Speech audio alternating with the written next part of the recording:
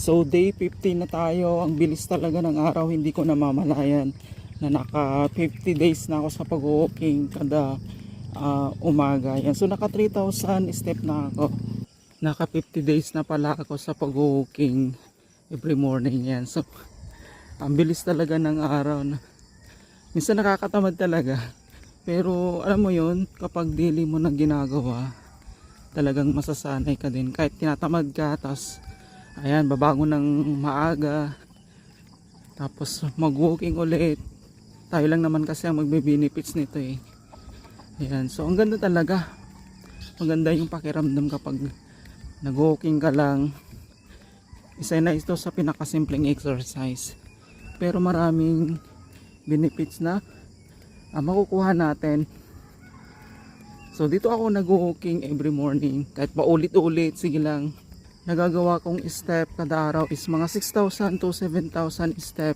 So sa loob ng isang oras na yon, pwede na yon, isang oras or 30 minutes, depende sa'yo kung ilang minutes yung gusto mong pag-walking.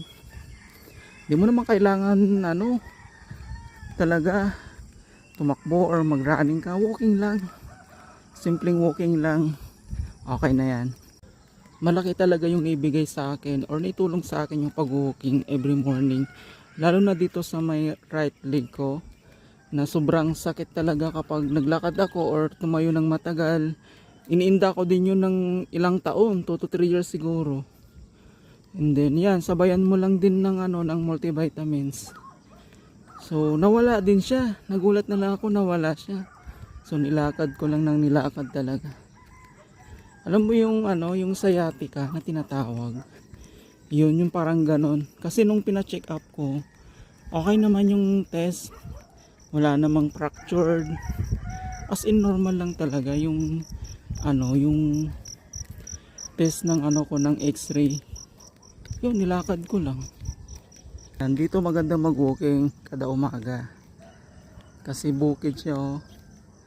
Mas malamig yung hangin. Marami din nag-walking dito. Ayan, nakikita ko. Dito lang, paulit-ulit lang yung dinadaanan ko. Ganun lang talaga. Pero okay na to. So naka 6,500 steps na ako. Malapit na rin ako mag-isang oras. So, nag-start ako 5:11 AM. And then, ayan, so 6 na siya, 6:11.